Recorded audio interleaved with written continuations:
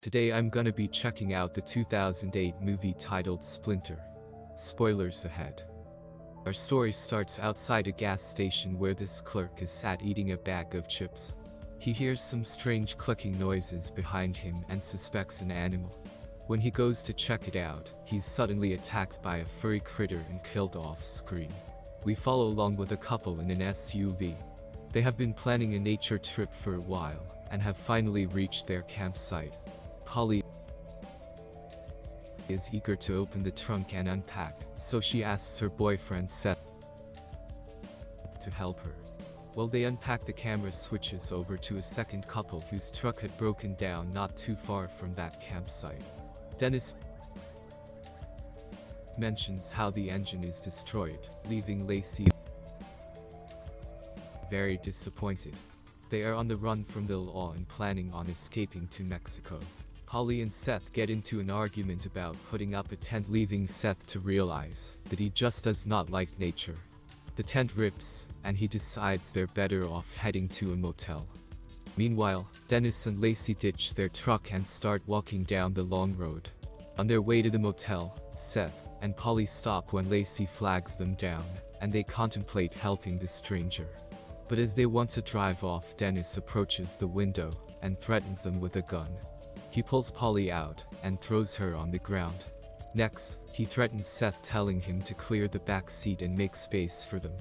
All four of them load back in, and they start driving. They drive well into the night. And while they drive, Dennis takes their wallets and throws their phones out the window. The car comes to a stop when Polly drives over some kind of animal. They realize they have a flat tire. Dennis orders Polly to change it, since Seth says he can't. Soon they all get out and Lacey orders Seth to go check out whatever they ran over. When they get to the roadkill, Lacey says it's her dog and orders Seth to help it, even though it's dead. Something is not right with her. Meanwhile, while changing the tire, Dennis gets a pretty nasty splinter. The whole tire is full of the same pointy substance. As Seth checks out the carcass, he sees it still breathing somehow. When he's about to touch it, the thing lashes out at him, and Lacey shoots it and runs back to the vehicle. She freaks out while Dennis tries to calm her down. They all get back in the car and drive off. While driving, Lacey says that her dog tried to attack them, leaving even Dennis thinking she's losing her mind. He calms her down, though, and asks her if she's on drugs again, but she denies it. The radiator of the SUV overheats, and that forces them to pull over at a convenient little gas station. Lacey immediately goes to the bathroom. Dennis gets Seth to pump gas, while he and Polly go inside to buy coolant and snacks. Nobody seems to be on shift inside, though, leaving them feeling suspicious. Meanwhile, in the back, Lacey couldn't get into the bathroom, so she drinks her pills right outside. Inside at the counter, Dennis looks at his infected Splinter wound and grabs some snacks to eat. While the moment is there.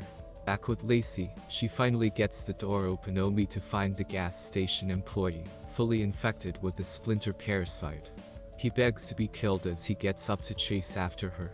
At first, Dennis doesn't believe her story about a man with spikes, but then the Splinter tackles her to the ground. Dennis starts shooting it, and they all get inside, where they freak out. Before they can call for help, Dennis breaks the phone, making it impossible. They argue and he knocks Polly to the ground. He looks back outside to see his dead girlfriend laying on the ground. He starts smoking to calm his nerves, but then notices the cameras outside. Lacey seems to be moving and he's convinced she's alive. Dennis goes outside to help his girlfriend while Seth and Polly stay behind. When Dennis reaches her, he starts checking to see if she's alright. He starts dragging her lifeless body to the door, but Polly has already locked it. Seth keeps telling her to open it so they don't get shot. As he's about to shoot, the hand of the dead Lacey grabs onto his leg. This is when Seth opens the door to let him back in, cutting off her splintered hand in the process. The hand seemed to be fully sentient, and Dennis wastes no time in crushing it under a bag of potatoes. Seth lifts the bag. The hand is still alive, and he remarks how it seemed to be following him. He then says that the hand is feeding on the blood and doesn't seem to be able to do anything else. Outside, Lacey's body stands up and bashes itself against the glass, trying to get in.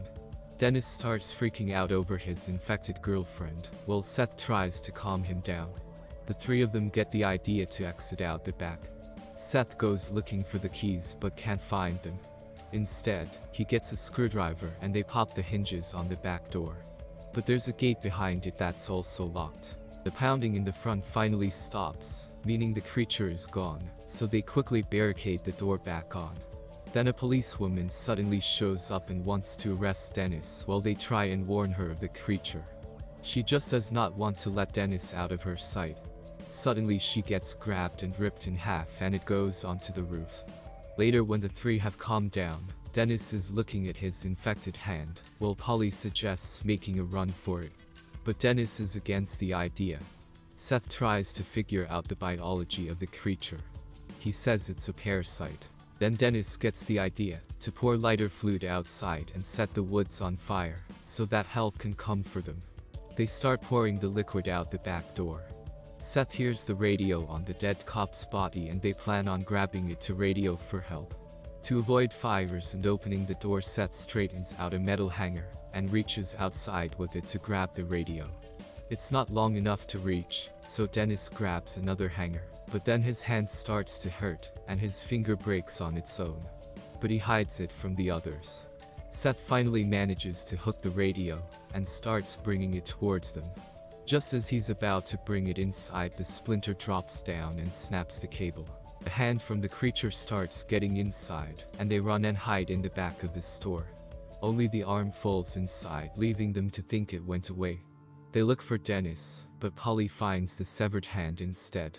This makes them run, but they both fall and keep it back with this metal shelf. That's when Dennis opens the freezer next to them. First Polly enters, then Seth does as well just in time. This is when Dennis starts freaking out in pain and they realize he's been infected. His arm starts moving on its own, breaking itself in a horrifying way.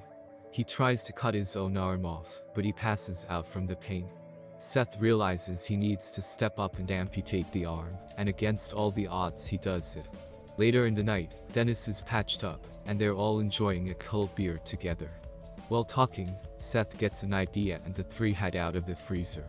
They finally reach the counter, where Seth puts in the security tape to check something. He comes to the conclusion that the creature is just a simple organism that gets attracted to heat. So they are basically invisible when their bodies are cold. That's when they start working on getting Seth's body temperature to as cold as possible. When he's cold enough, he gets ready to head outside. When Polly throws a cracker out the back door, it distracts the Splinter. That's when Seth heads outside slowly. He slowly makes his way to the police car. But his body starts heating up again real quick. Seth finally reaches the car and gets inside. But the monster isn't at the firecrackers anymore.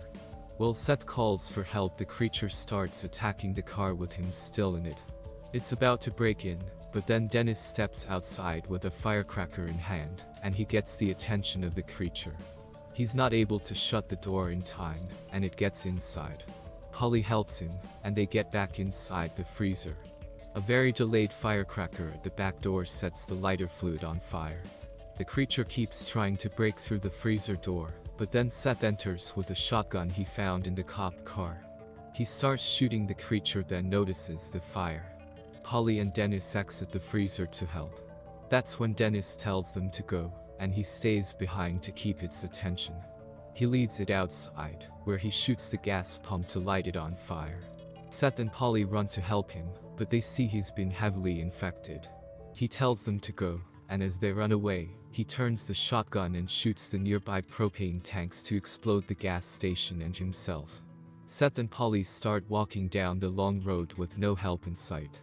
The movie ends when we see a dead animal against a tree with some splinters sticking out of it. Thank you all for watching. Take care.